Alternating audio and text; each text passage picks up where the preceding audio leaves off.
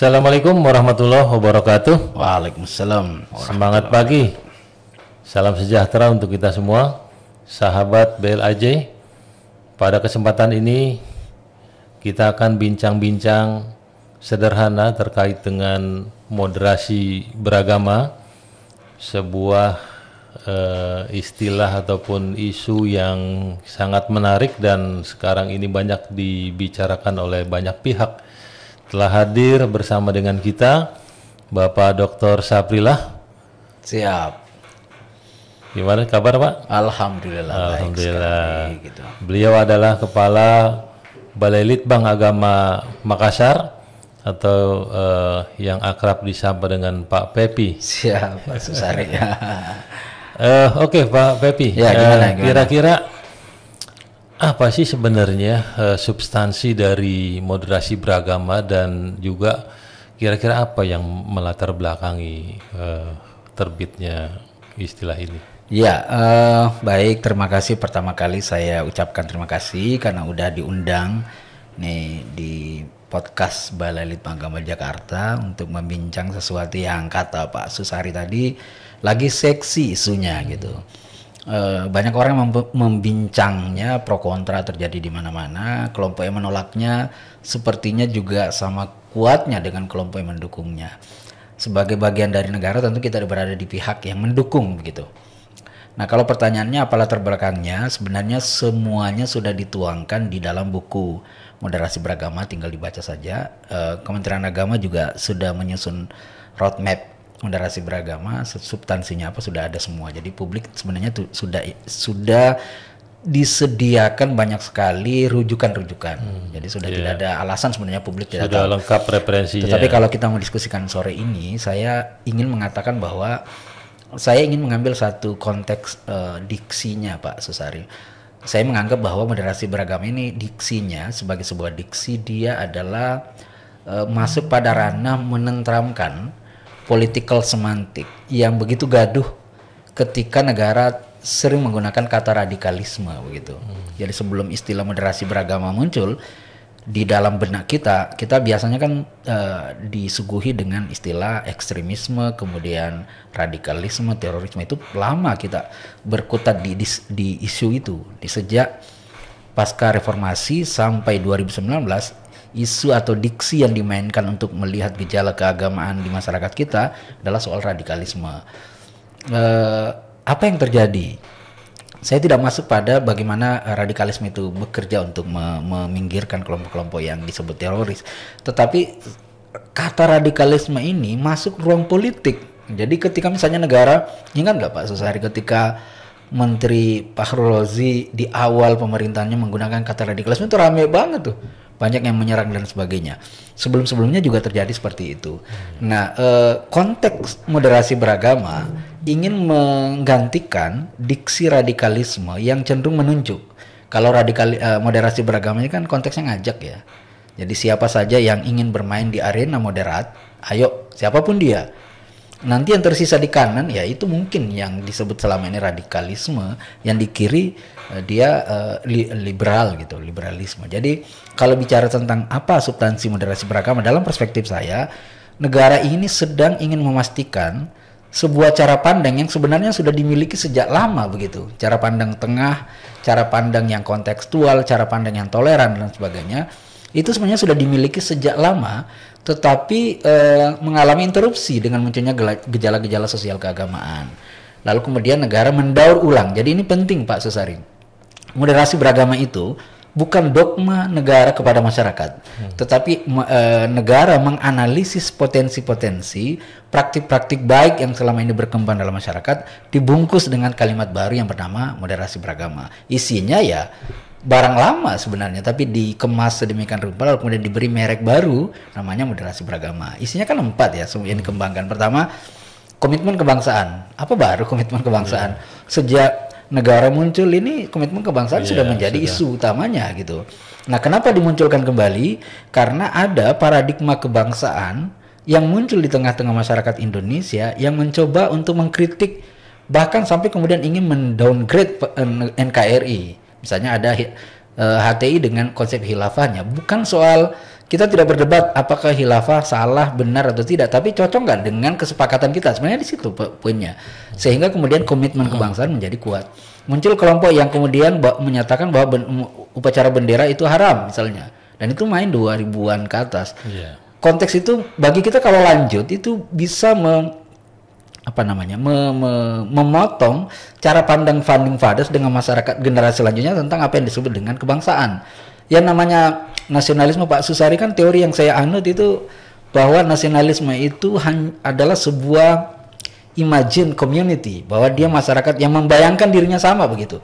Bayangkan kalau ada kelompok Indonesia, misalnya Aceh, orang Aceh dan orang Makassar disebut Indonesia karena dia membayangkan dirinya sama. Pak Susari, saya mungkin tidak pernah ketemu sebelumnya tapi membayangkan diri sama. Nah, bayangkan kalau ada warga negara atau kelompok masyarakat yang tidak membayangkan dirinya sama, itu bisa nasionalisme hancur, Pak. Makanya kemudian komitmen kebangsaan muncul. Kemudian yang kedua toleransi. Nah, toleransi itu isu lama banget gitu. Bahkan kemudian ketika saya memfasilitasi beberapa forum moderasi beragama, selalu pertanyaannya, emang ada masalah dengan toleransi kita? Selalu pertanyaan itu, Pak. Nah, justru pertanyaan menariknya adalah kata toleransi jauh lebih penting saat ini ketimbang sebelumnya. Karena ada banyak kelompok-kelompok yang sebenarnya bukan dia tidak mau toleran, Pak, tetapi dia ingin mengontrol perbedaan untuk kepentingannya. Jadi dia mengatasnamakan toleransi untuk mengontrol perbedaan. Jadi dia ingin unggul, yang lain harus dibawa saya sebenarnya. Begitu. Kemudian ada orang menyebutnya intoleran dan sebagainya.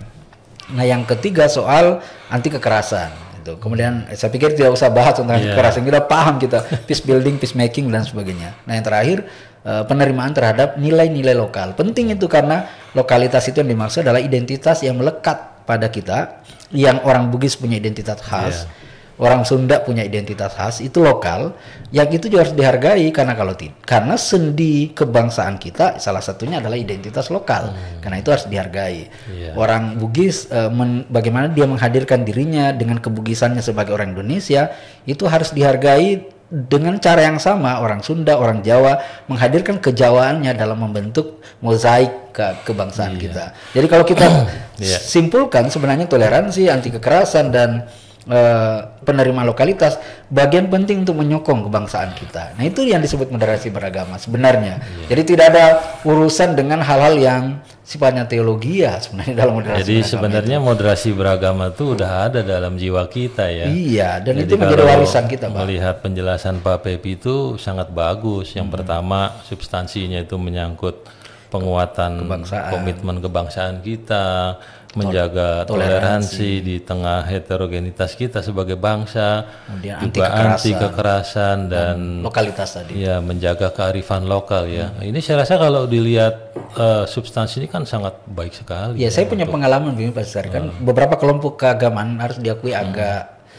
asumsinya itu agak negatif ya.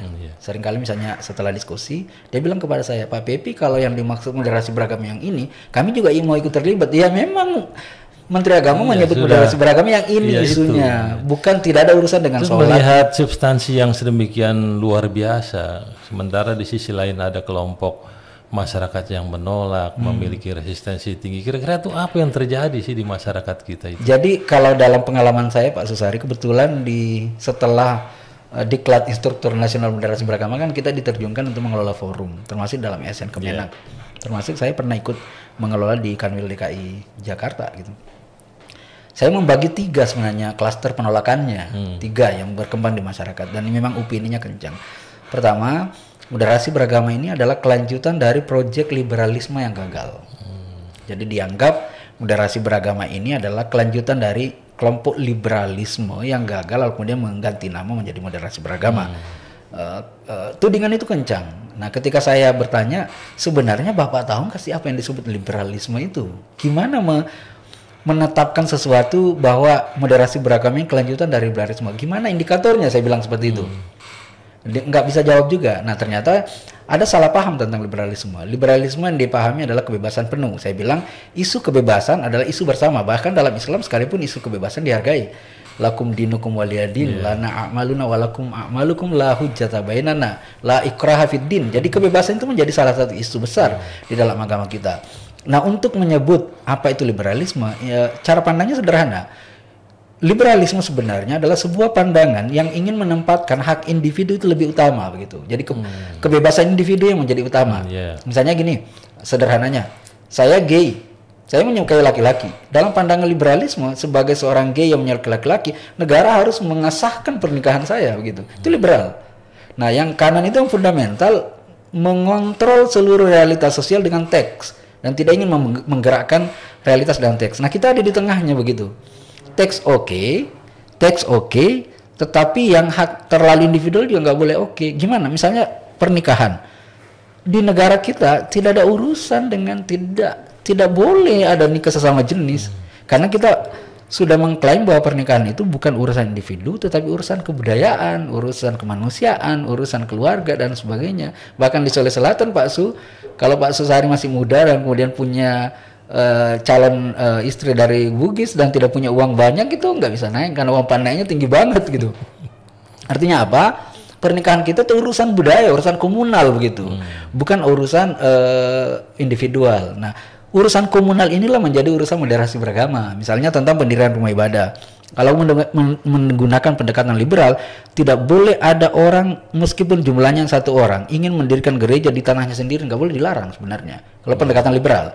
Sementara kelompok fundamental, ya nggak boleh, kalau tidak sesuai dengan keinginan mayoritas, Anda tidak boleh. Nah, diambillah di tengahnya tuh, bahwa ada hak dari kelompok tertentu, tapi juga ada kepentingan yang banyak. Dibuatlah PBM. Peraturan Bersama Menteri nomor 9 dan 8 tahun 2006, itu contoh moderasi beragama. Kepentingan yang mikro diambil, tetapi yang kepentingan orang makro, orang mayoritas juga diperhatikan begitu. Ambil titik temunya. Kalau jumlahmu 90, kemudian pendukungnya 60, boleh. Tapi kalau tidak, masih ada kok mekanismenya, musyawarah begitu. Jadi dua kepentingan itu selalu dibincang dalam moderasi beragama. Sehingga kalau mengatakan moderasi beragama bagian dari proyek liberalisme, menurut saya Anda tidak paham apa itu liberalisme. Itu pertama. Nah, yang kedua, menuding bahwa nanti moderasi beragama akan berpretensi menyamakan semua agama. Itu juga isunya, Pak Susari. Sering dengar saya bilang gini, sederhana deh, adakah kelompok di dunia ini atau individu atau siapapun kekuatan di dunia ini yang sanggup menyamakan agama? Ada nggak? Nggak usah agama deh. NU dan Muhammadiyah ada nggak yang sanggup menyamakan gitu. Kalau bekerja bersama ya sering bekerja sama. Tapi menyamakan NU dan Muhammadiyah, walau muafiq dengan wabillahi taufiq wal hidayah, aja orang berkelahi gitu. Misalnya contoh seperti itu. Jadi omong kosong kalau ada satu kekuatan ideologi yang bisa menyamakan semua agama. Tetapi di dalam proyek moderasi beragama itu prinsip dasarnya begini, yang sama jangan dibedakan, tetapi yang beda jangan disamakan begitu. Maksudnya apa itu yang sama? Yang sama adalah semua agama memiliki nilai-nilai universal tentang kemanusiaan. Itu yang diramu menjadi kekuatan bersama. Tetapi dalam soal peribadatan, ya jangan disama-samakan gitu. Orang Kristen beribadahnya ya di gereja, orang Muslim ya di masjid. Itu nggak usah digabung karena nggak mungkin. Negara manapun ingin menggabung ini malah terjadi penolakan. Jadi sebenarnya itu hanya isu. Yang ketiga ini kritik ke kita, Pak Susari. Moderasi beragama katanya hanya proyeknya menak aja. Nanti kalau ganti menteri ganti itu. Nah itu kalau yang ini saya nggak bisa jawab. Ini tantangan kepada kita karena ini otokritik, tidak perlu reaktif terhadap isu seperti itu. Tapi kita sekadar menunjukkan kepada publik bahwa ini proyek karena namanya kegiatan kementerian itu kan semuanya proyek ya, disusun dengan RKKL dan sebagainya, ada indikatornya, ada penyerapannya dan sebagainya. Tetapi kita memberi nilai, memberi daging pada proyek ini, bahwa ini punya tujuan untuk maslahat umat manusia di Indonesia untuk merajut perbedaan dengan cara yang baik. Karena itu kemudian moderasi beragama. Nah, tiga itu Pak Susari. Salah satu kalau ditanyakan kenapa muncul itu, karena kebiasaan publik kita menerima informasi dari second line, bukan dari primer line. Dari yang sumber utama. Sumber utama. Misalnya tadi, ternyata Menteri Agama menyusun indikator moderasi beragama untuk kepentingan itu. Tidak ada kepentingan misalnya orang bersalawat di gereja, nggak ada itu. Memang ada perilaku seperti itu dan itu juga bukan bagian dari kepentingan moderasi beragama. Yang 4 saja itu tadi. Kira-kira begitu Pak. Jadi kalau melihat penjelasan Pak Pepi itu,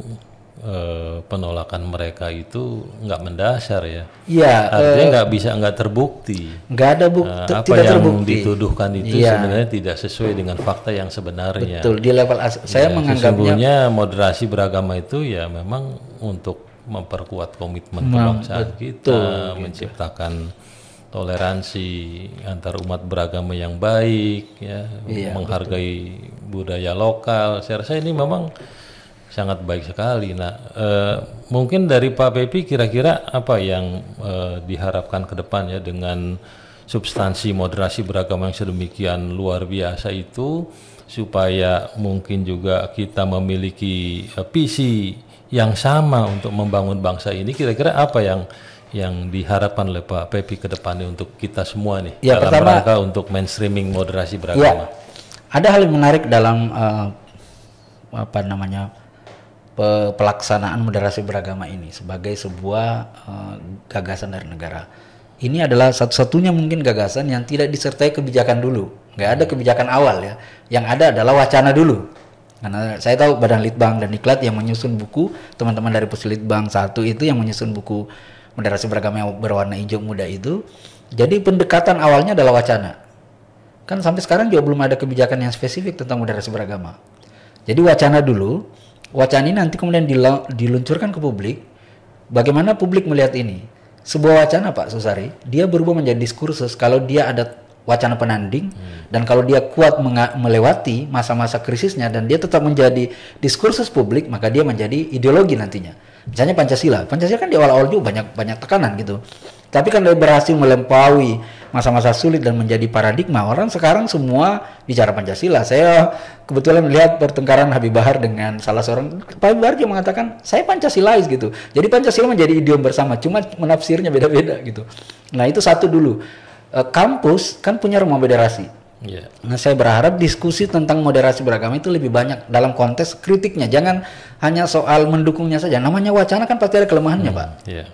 Salah satu yang saya temukan kemarin waktu kami roadshow, salah satunya adalah jangan-jangan moderasi beragama ini alat untuk mengekang kebebasan kampus. Nah itu ujiannya, bagaimana supaya moderasi beragama ini tidak mengekang. Salah satunya ditakutkan gini, jangan sampai isu moderasi beragama bergulir, ujungnya adalah untuk menentukan yang mana anak bangsa yang moderat, yang mana tidak moderat, gitu. Kan itu berbahaya juga kalau begitu. Makanya saya bilang pretensi kita untuk membentuk identitas itu jangan terlalu banyak. Yang kita melakukan adalah membentuk aktivitas moderasi beragama. Yang kemudian selanjutnya keinginan saya adalah pelatihan moderasi beragama memang diperbanyak. Balai Diklat tempat Pak Susari di sebelah itu pasti tahun ini akan banyak sekali proyek moderasi beragamanya, karena pelatihan menjadi sangat penting. Karena pelatihan itu yang saya rasakan, saya mengelola sepanjang 2021 kemarin mengelola 5 pelatihan. Penting sekali untuk menyamakan perspektif kita bersama. ASN Kemenak penting untuk tahu bahwa ini loh yang ingin diperkenalkan Kemenak tentang moderasi beragama. Jadi satu, penguatan diskursusnya kuat, kampus harus melakukan itu. Pelatihan sumber dayanya Diklat dan teman-teman Pokja moderasi melakukan itu. Nah kemudian mungkin nanti setelah ini kuat didukung dengan regulasi yang lebih kuat lagi, sehingga dia mengikat semua komponen bangsa kita. Ya, sehingga tudingan moderasi beragama project yang nanti sifatnya tentatif itu juga bisa turun. Karena itu juga menurut saya tudingan bahwa moderasi beragama itu project yang akan berubah-ubah itu adalah warning bagi kita. Nggak usah dibaperin gitu, nggak usah kita terlalu kecil hati kalau ada yang mengatakan memang faktanya ini project. Tapi bagaimana caranya kita memberi daging supaya dia menjadi cara pandang bersama dan dia memberi nilai pada kebangsaan kita. Gitu Pak Susari. Oke, baik, terima kasih Pak Pepi. Ini ngobrol santai ini jadi serius kita Pak Susari. Demikian sahabat BLAJ, barusan kita mendapat pencerahan mengenai moderasi beragama dari narasumber kita Pak Pepi. Saya rasa memang cara pandang moderasi ini merupakan sebuah keharusan di dalam konteks kehidupan berbangsa dan bernegara, di mana masyarakat kita ini sangat heterogen. Demikian Pak Pepi ya, sehingga diperlukan sikap komitmen kebangsaan yang kuat, juga toleransi. Saya rasa ini sangat bagus, dan ke depan mudah-mudahan mainstreaming moderasi beragama dapat berjalan dengan baik, didukung dengan penguatan SDM melalui pelatihan, kemudian regulasi juga yang mengikat untuk kita semua. Mudah-mudahan ada manfaatnya pada sesi ini. Terima kasih. Assalamualaikum warahmatullahi wabarakatuh. Waalaikumsalam warahmatullahi wabarakatuh. Terima kasih Pak Pepi. Siap, terima kasih Pak Sari. Mantap ini.